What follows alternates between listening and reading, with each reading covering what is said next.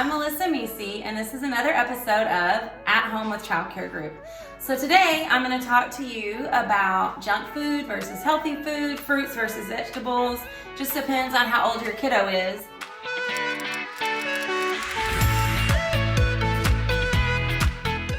But everybody's getting these in the mail, even though the stores might not have everything they're advertising. But this is cool to keep for your kids, no matter how old they are. So for the youngest ones, even our 2-year-olds, they're starting to understand what healthy food is versus snacks or junk food. Because when they ask for a cookie, you don't always say yes, but I bet when they ask for an apple, you're more apt to say yes.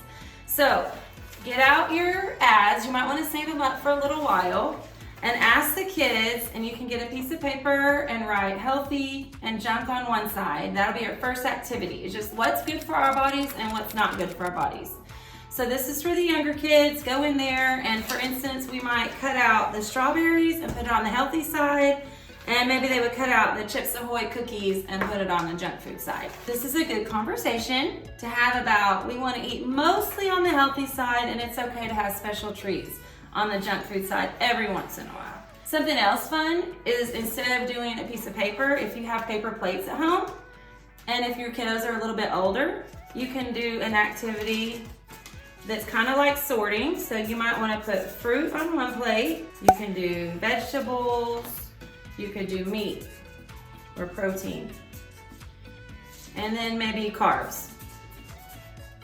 So this is really good for your older kids, preschool up through elementary school. And then they can, again, pick out the different pictures and glue them onto the plates. And so you can even keep these if you're struggling with your kiddos in your pantry. Once they're done, post them in your kitchen.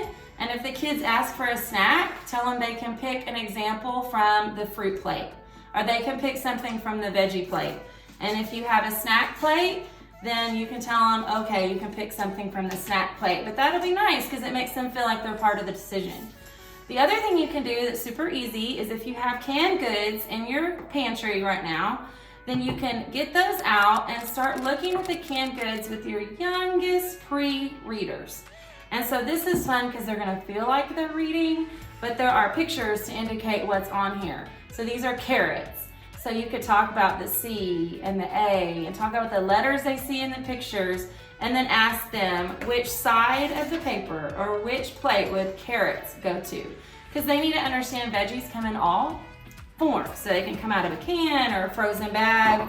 You can use the vegetables if you have these in your kiddos' rooms, and they have fruit and vegetables that are for pretend. That's fun too. Whatever you have already at home, go ahead and use it. This is a good exercise. I know a lot of my friends and I are struggling with our kids getting into those pantries. I literally have friends locking them up right now because it's driving them nuts. So let your kids have a little bit of power and control, or at least feel like it, by putting things in categories, and then when it's time for them to snack, they can pick something from one of their categories. So that was another episode of At Home with Child Care Group. I hope you enjoyed it today. I'm Melissa Misi, and you're welcome.